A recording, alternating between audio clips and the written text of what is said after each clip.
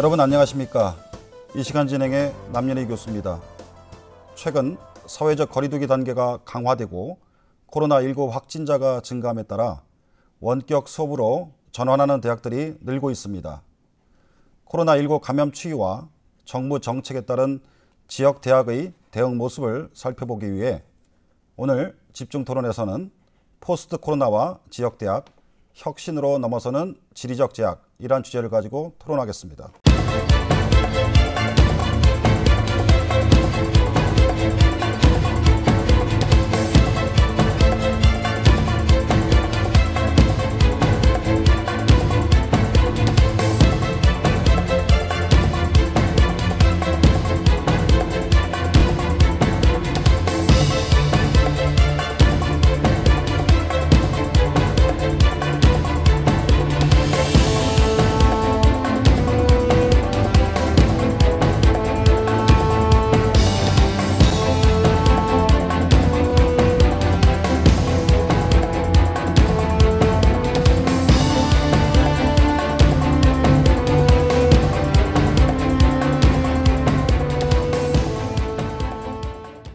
네, 먼저 나와주신 분들 소개해드리겠습니다. 충남대학교 이진숙 총장께서 나와주셨습니다. 네, 한밭대학교 최병욱 총장께서 나와주셨습니다. 네, 공주대학교 원성수 총장께서 나와주셨습니다. 네, 한남대학교 이광섭 총장께서 나와주셨습니다. 자, 그럼 토론 진행하도록 하겠습니다.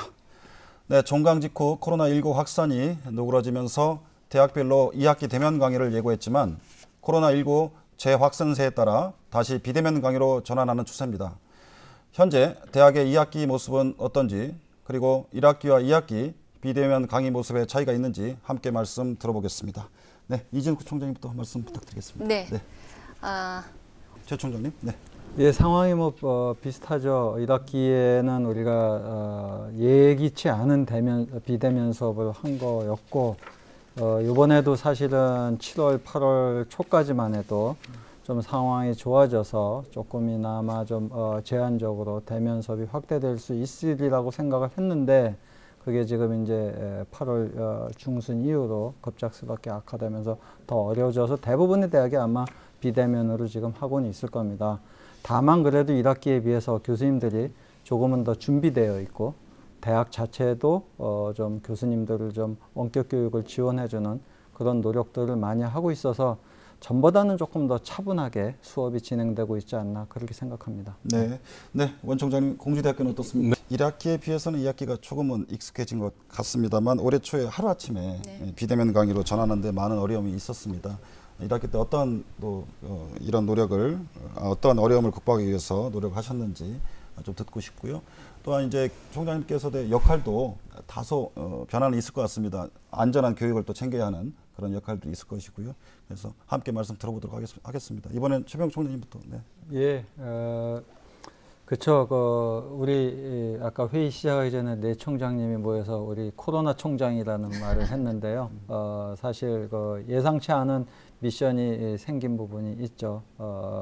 과거에 이제 비대면 수업, 다른 말로 원격 수업은 아주 대학 내에서 사이버 대학이 아닌 한은 제한적으로 운영이 됐던 것들이 이게 이제 주류에 잡게 되었고, 대학은 사실 그거를 충분하게 지원해 줄 준비가 그렇게 많이 되어 있지는 않았죠. 물론 대학 내에 소위 LMS 시스템이라고 해서 학습 지원 전산 시스템들이 되게 잘 갖추어져 있기는 합니다만은 모든 교수님과 모든 학생이 덤벼들어서 사용할 거라고 생각하는 정도는 아니었기 때문에 1학기에는 그거를 개선하는 데 아주 시간을 많이 투여를 했고요.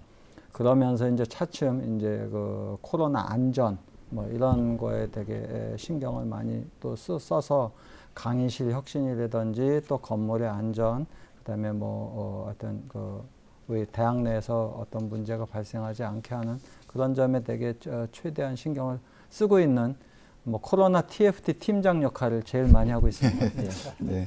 네, 그렇군요. 네, 원 총장님. 네, 갑작스러운 코로나 사태로 교육 현장에서도 많은 어려움이 있었는데 잘 극복해 주신 것 같고요. 네, 원 총장님. 네. 이 비대면 교육 방식이 긍정적인 면을 또 제시하고 있는 것 같습니다. 네. 이 우리가 그 대학에서 이미 권장한 교육법인데 블렌디드 러닝이나 뭐 플립 러닝 같은 경우인데요. 이게 이제 코로나19 사태로 빠르게 안착된 것 같습니다. 네. 그래서 기존의 오프라인 강의의 장점과 잘 접목하면 좋겠는데요. 네. 네, 최 총장님. 네. 뭐 비슷한 얘기가 반복될 것 같아서 짧게 말씀드리면은요, 가장 효과가 있는 비대면 수업의 방식은 제가 이렇게 경험해보고 얘기 들어보면은, 그러니까 동영상 플러스 실시간 토론 수업. 이게 이제 소위 그 플립드 러닝 방식이 되고, 또는 뭐 PBL 방식이 되고, 뭐 이럴 수가 있는데요. 그게 가장 효과가 좋아요. 그래서 동영상을 반복해서 어떤 지식 전달적인 그 콘텐츠는 스스로 학습을 하고, 다만 그 사이버 공간에서라도 학생들과 교수님이 모여서 토론하고 이러는 방식으로서 학생의 어떤 창의적인 능력을 키워주고 자기주도 학습 능력을 키워주고, 이런 점은 뭐 매우 바람직하다고 생각합니다.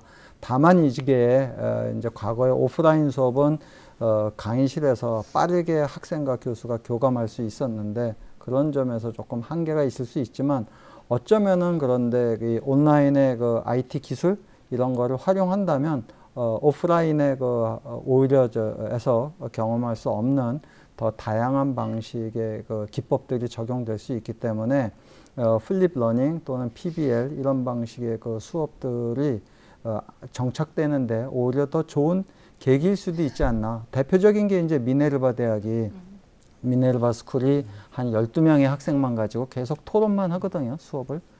그 정도의 수업 방식으로 우리가 정착을 한다면은 어느 정도는 이 비대면 수업이 하나의 그 패러다임으로 자리 잡게 되는 계기가 되지 않을까 생각합니다. 네, 방금 말씀해 주신 것처럼 코로나19 사태가 교육 현장에 많은 변화를 가져오고 있는데요. 방금 전에 말씀 주신 이 강의 형태 외에도 행정에도 많은 변화를 줄 것 같습니다. 이광섭 총장님. 네, 아무래도 근데 이 교육부의 교육 지원 사업이라는 것이 톱다운 방식이다 보니까 대학이 갖는 한계점이 있을 것 같습니다. 함께 말씀 부탁드립니다. 네.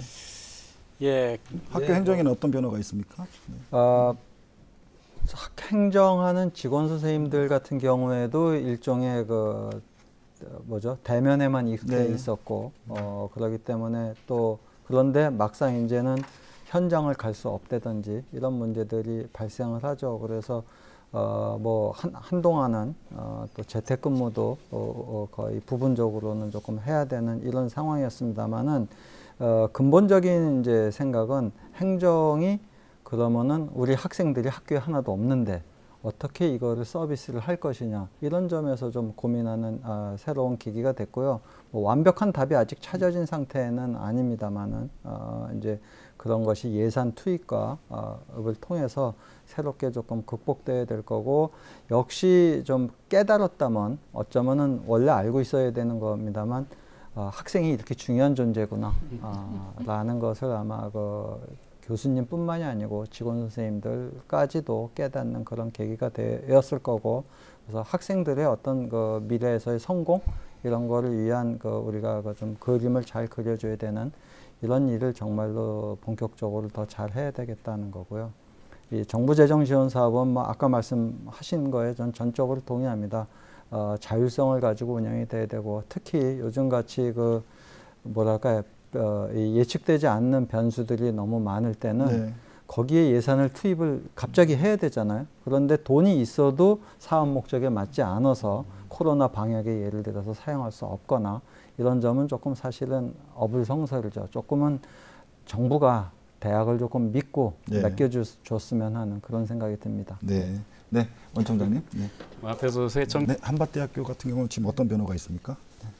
제가 지금 그 대교협의 대학입학전형위원회 위원장입니다. 네. 그래서 얼마 8월 말에 이거 전국적인 모든 대학들을 심사를 했는데요. 아까 이 총장님 말씀하신 것처럼 코로나 상황에서 어쩔 수 없는 거, 또는 지나치게 그 학생들 간의 밀접 접촉이 일어날 수 있는 어떤 평가 이런 것들을 이제 가능하면은 조금 완화해주는 이런 방식으로 했고요.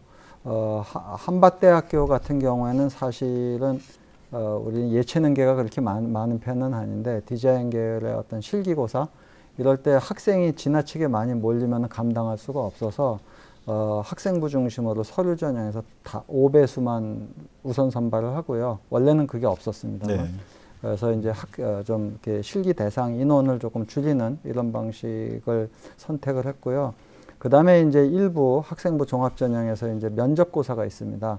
이 면접고사 때도 사실 면접고사를 한 3일간 하는데 이때는 그 학사 운영을 중단을 하기로 했습니다. 그래서 그때는 수험생들만 학교를 올 수 있게 하고 교수님들과 안전하게 거리를 두고 공간을 최대한 많이 확보해서 입학 전형을 할 수 있게 하는 기본적으로 이것도 코로나 대비 이 입학 전형을 좀 해야 된다 그런 생각을 하고 있습니다. 네, 네 공주대상. 다음으로 좀 내용을 바꿔서 이 코로나19가 장기화되면서 교육 현장에서 우려되는 그런 점에 대해서 좀 짚어보고 싶은데요.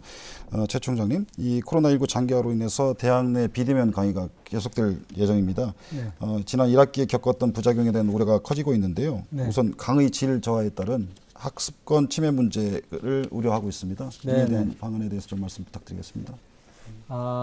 그렇죠. 사실 그 교수님들도 경험해보지 않은 온라인 비대면 수업을 하다 보니까는 아까 말씀드린 대로 제대로 준비가 안 돼서 충분히 학생들한테 어떤 그 학습 성과를 달성할 수 있는 교육 콘텐츠를 제공했느냐 네. 이런 거에서는 조금 문제가 될 수도 있습니다. 근데 이제 저희가 뭐 많은 대학들이 다 그랬는데요. 학생들의 의견 조사도 해보고 뭐 강의 평가도 해보고 설문 조사도 해보고 뭐 다양한 방식으로 이렇게 피드백을 받아보면은 제가 보기에는 뭐 사람마다 좀 다르고 또 교과목마다 좀 다르긴 합니다만 한 3분의 2에서 한 70%? 그러니까 한 최상 30%는 만족도가 꽤 높고요. 그래도 만족한다고 하는 정도는 한 3분의 2가 넘는 것 같고 이거는 아니다 하고 또 하는 사람이 또 한 20%, 네. 한 25%? 이 정도가 조금 나왔던 것 같습니다. 거기에는 진짜 교수님들이 어떻게 대응했느냐가 사실은 뭐 가장 큰 핵심 요소였을 거고요.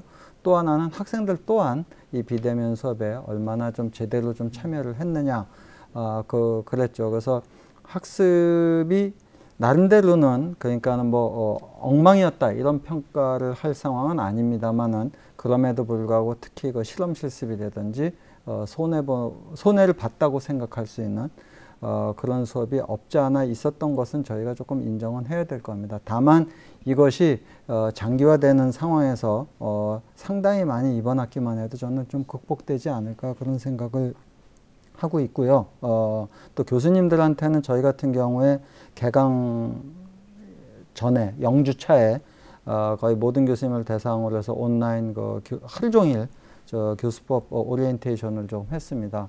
우수 강의 사례를 전달하기도 하고 그러면서 좀 익숙해져 가고 있고요. 이 실험 실습 부분은 두 가지 방식이 있을 것 같아요.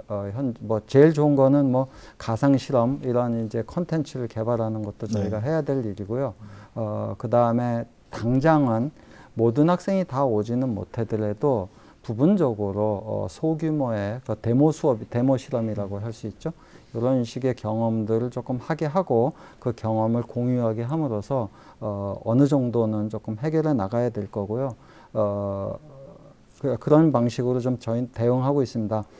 다만 이제 그 학생들이 학습권이 지나치게 침해받았다고 생각하는 것은 조금 과장된 부분도 저는 있다는 점에서 이 교수자와 학생 간의 상호작용으로 좀 극복해 나갔으면 하는 그런 생각을 많이 하고 있습니다. 예. 네, 네, 원 총장님. 네. 앞서 많은 분들이 얘기를 했기 때문에 제가 전 하나만 좀 더 코멘트를 하면요. 이 사회적 질문에 약간의 오해가 발생할 수 있는 게 하나 있는 게 수도권 대학과 이 지역 대학 하면 수도권 대학은 다 좋고 지역 대학은 다 안 좋고 이렇게 착각을 할까 봐 제가 그걸 좀 정정하고 싶은데 수도권의 최상위권에 뭐 예를 들면은 학생 1인당 교육비를 따질 때 물론 그 액수가 뛰어난 대학이 꽤 있기는 합니다.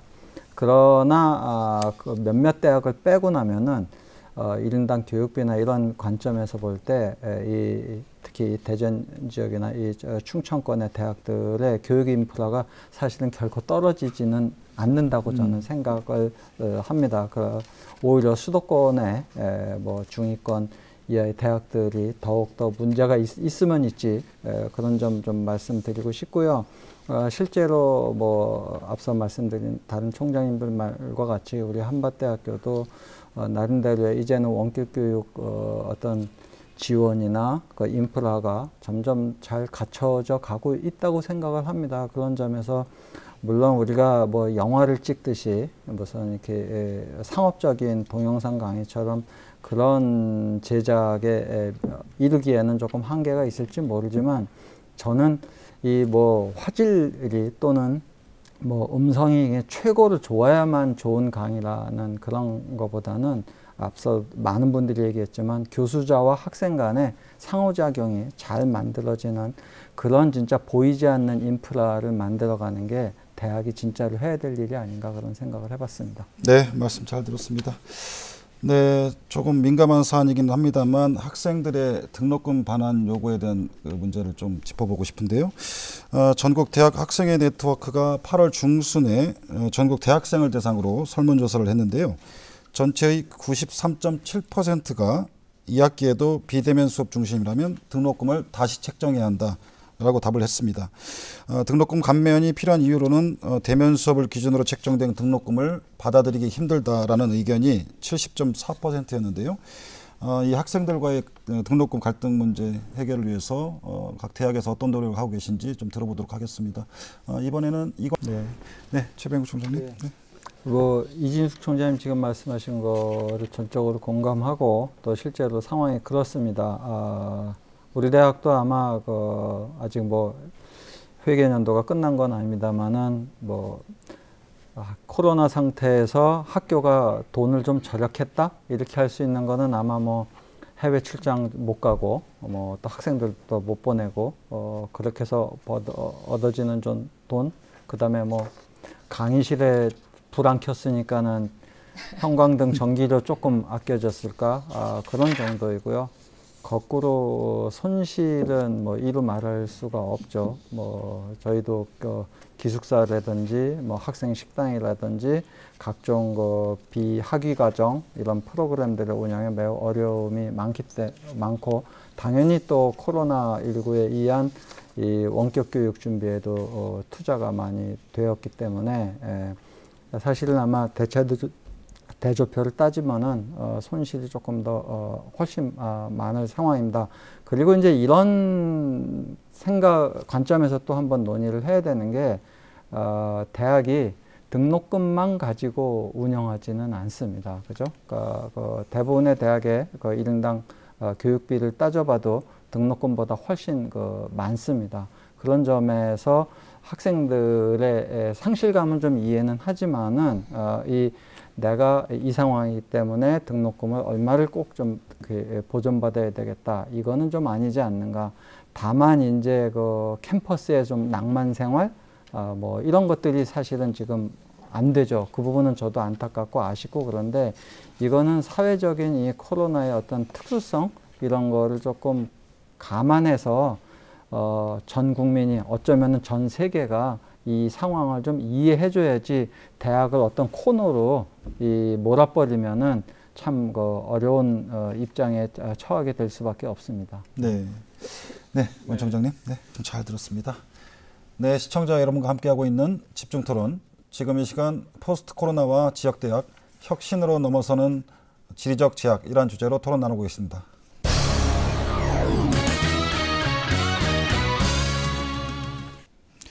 네, 앞서 말한 설문조사에서 등록금 감면이 필요한 이유 중에 시설 이용이 불가능하다는 의견도 70%가 넘었습니다. 비대면 강의로 학생들은 캠퍼스 내 시설은 물론 각종 프로그램, 지원 사업에 대한 혜택도 많이 줄었는데요. 따라서 이진숙 총장님, 이 대학이 운영하는 평생교육기관을 지역사회로 확장하는 방안은 어떨까 싶고요. 또 이제 온라인화가 불가능한 그러한 것에 대해서 서비스 제공 어떻게 할 것인지 그런 해결 방안도 필요할 것 같습니다. 예. 최 총장님, 한밭대학교는 어떻습니까? 예, 저희도 조금 비슷한 상황인데요. 제가 그 코로나 상황이 되면서 이 교수님들이나 직원 선생님 그리고 학생들한테 모두 다 얘기한 게 특히 학생들한테는 올 수 있는 학생은 학교에 좀 와라. 오히려 제가 그렇게 얘기를 했어요. 그러니까 이제 다만 이제 집단 형태는 아닌 거죠. 그래서 이 지역이 죽어지거나 또는 뭐 기회가 되면 와서 교수님하고 상담도 하고, 진로에 대해서 고민도 같이 좀 나누고 그러자. 또 심지어 온라인 수업을 하더라도 제가 차라리 뭐 어떤 친구들 뭐 카페 가서 공부하고 그런다고 그러는데 카페 갈 거면은 학교 와서 해라. 도서관에 와서 해라. 그리고 우리 대학 같은 경우는 전산실도 다 개방을 해줬어요.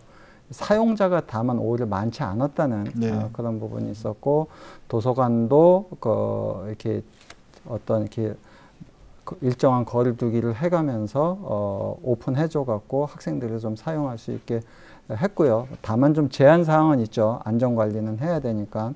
그 이외에 다른 그 교내 공간들도 체육 시설들도 부분적으로 오픈을 해서 직원 선생님들한테 얘기한 거는 웬만하면 좀 학생들한테 서비스를 하자. 다만 안전 관리는 우리가 조금 잘 하자. 그런 차원으로 조금 운영을 했고요. 조금 더 이제 좀 설명을 조금 많이 하려고 하고 있고, 우리 학교 같은 경우는 이번 학기에는 기숙사를 다 모두 다 1인실로 지금 뭐 운영을 하고 있거든요. 네. 근데 꽤 학생들이 많이 와 있어요. 그래서 이 학생들을 대상으로는 특히 조금 어떤 비교과 프로그램들도 안전을 조금 보장하면서 운영을 해 나가려고 하고 있고요. 평생교육 부분은 이제 뭐 저희도 평생교육원이 있고 지역민들한테 많은 서비스가 되고 있는데, 저는 이제 그 미래의 평생교육은 단지 취미생활의 평생교육이 아니고 이 4차 산업혁명 시대에 새로운 어떤 직업을 가질 수 있는 100세 시대 아닙니까? 두 번, 세 번 직업을 갖다가 새롭게 가져갈 수 있는데 어떤 전문 교육으로 조금 거듭나야 되지 않을까. 그래서 저희는 뭐 이미 뭐 예를 들면은 지금 그 충남교육청하고, 그러니까 대전교육청하고 그 고교 학점제 이거를 위해서 선생님들 그 재교육을 조금 하고 있는 부분이 있는데, 그런 거는 뭐 드론 교육, 3D 프린팅, 뭐 스마트 팩토리, 뭐 인공지능 이런 점에서 우리가 평생교육이, 대학의 평생교육은 그런 방향으로 조금 더 확대되어 나가야 된다고 생각을 하고요. 또 그런 노력을 조금 계속 더 기울이려고 하고 있습니다. 네, 원상수 총장님, 잘 들었고요. 이어서 앞으로의 대학 교육에 대해서 좀 말씀 나누고 싶은데요. 지금 뭐 4차 산업혁명 시대와 포스트 코로나 시대가 충돌하면서 우리 사회는 급속도로 변화하고 있는데요. 이러한 상황 속에서 미래 교육에 대한 대학의 선제적인 대응이 필요한 시기입니다. 최 총장님, 현재 대학의 미래형 인재 양성을 위한 방향 어떻게 설정하고 계십니까? 네. 사실 우리나라가 지금 이 수준으로 세계 뭐 탑 10, 탑 11, 뭐 이 수준의 경쟁력을 갖게 된 게 뭐 여러 가지 이유가 있겠습니다만, 그 중에 가장 중요한 것 중에 하나가 교육일 겁니다. 그래서 진짜 농촌에서 농사 지면서 배우지 못한 부모님들이 굶어가면서 자녀들을 교육을 한 것이 여기까지 가져온 거였고요. 그 산업화 시대의 교육은 정말로 패스트 팔로워 전략이었죠.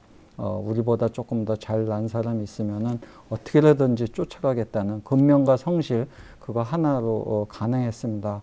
교실 하나에 70명씩 들어가서도 수업을 하면서도 큰 불만 없었고요. 자, 책이 닳도록 공부하던 그런 방식이었다면은, 이제는 뭐 소위 말하는 4차 산업혁명 시대, 포스트 코로나 이 시대는 더 이상 그냥 열심히만 한다고 성공하는 시대는 이제는 아니거든요. 소위 말해서 우리는 이제 더 이상 패스트 팔로워가 아니고 퍼스트 무버, 앞서서 나가야 되기 때문에 창의적인 그 아이디어가 당연히 필요합니다. 즉 남이 안 해놓은 것을 우리가 앞서서 가야 된다는 그런 관점에서 인재 양성이 이루어져야 될 거고요. 근데 우리 교수님들이 오히려 그런 경험을 못 해본 부분도 있습니다. 그리고 어떻게 교육을 해야 되냐. 그래서 저는 교수님들한테 농담 반 진담 반으로 그럽니다. 너무 가르치려고 들지 마세요. 그리고 아이들이 고민하고 스스로 답을 찾을 수 있게 이런 방식의 좀 교육으로 가야 되고요. 그게 이제 이 코로나 시대가 어쩌면은 빨리 이걸 도와주고 있죠. 그래서 아까 말한 플립드 러닝, 프로그램 베이스드 러닝, 프로젝트 베이스드 러닝 이런 PBL 방식의 교육들이 가장 많아지게 될 겁니다. 그런 점에서 교육 과정의 혁신이라든지 교육 방법론의 어떤 개선 이런 것들이 꾸준히 그리고 시급히 빨리 이루어져야 되지 않을까 좀 그렇게 생각하고 있습니다. 네, 네, 원 총장님. 네, 네, 최병욱 총장님. 네. 예, 좀 과거의 패러다임으로 얘기하면은 대학의 역할이 지식의 생산이었을 겁니다. 아마 연구하고 연구를 통해서 지식을 만들어내고 그 새로운 지식을 학생들한테 가르치고 그래서 연구와 교육에 조금 이렇게 포커스가 되어 있다면은 지금의 이제 대학은 그 지식을 사회에 전파하는 일까지 같이 해야 되는 거죠. 그렇게 하면서 가치를 창출해내는 그것이 이제 바로 사회의 상대 타겟이 그러니까 어떤 파트너가 되는 게 산업체와 연구소 등이 될 겁니다. 그래서 대학의 이제 존재 이유를 위해서도 산학연 협력은 필요하고요.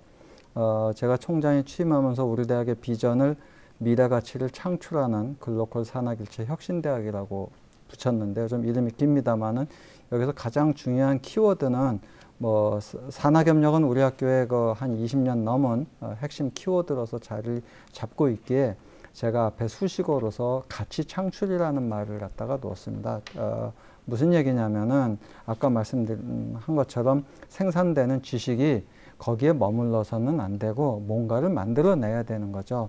근데 이제 그게 대학 혼자는 할 수가 없는 거고 지역의 산업체라든지 연구소, 그 다음에 우리 학생들 이런 구성원들이 다 어떤 힘을 합칠 때 어떤 미래 발전의 어떤 토대를 만들 수 있을 거라고 저는 생각합니다. 그런 역할이 대학에 더욱더 많이 주어져야 되고 그런 환경에서 교육되는 학생들도 많은 혜택을 받을 겁니다. 아마 단순히 그냥 교수님한테 몇 글자 배우고 나가는 것이 아니고 사회가 어떤지 산업체가 어떤지를 이해하고 나간다면 이 친구들의 미래 발전에도 큰 도움이 되지 않을까 저는 그렇게 생각하고 있습니다. 네, 오늘 네 분 모두 긴 시간 수고 많으셨고요. 마지막으로 한 말씀씩 듣고 오늘 시간 마무리하도록 하겠습니다. 마지막 말씀은 이광섭 총장님부터. 네, 최병욱 총장님. 예, 많은 분들이 대학이 어렵다고 그러고 그게 사실이기도 합니다. 학령 인구도 감소하고 지금 코로나19의 위기도 있고 또 다가오는 4차 산업혁명 시대가 그리는 미래가 대학에게 많은 짐을 요구하고 있습니다. 그러나 대학이 어렵다고 불평만 해갖고는 많은 분들의 어떤 성원을 얻어서 존재하기는 어려울 거라고 저는 생각합니다. 결국은 대학 스스로가 존재 이유를 만들어야 될 것이고 거기에 자기 혁신이 있어야지만 가능할 거라고 생각합니다. 그런 모습 보이도록 우리 한밭대학교도 최대한 노력해서 아까 말씀드린 대로 정말 사회에 가치를 창출해주는 그런 역할을 함으로써 존재 이유를 밝힐 수 있도록 최대한 노력하겠습니다. 오늘 우리 훌륭하신 총장님들과 이런 얘기를 나누게 돼서 대단히 감사하고 CNB에도 되게 고맙게 생각합니다. 감사합니다. 네, 고맙습니다. 네.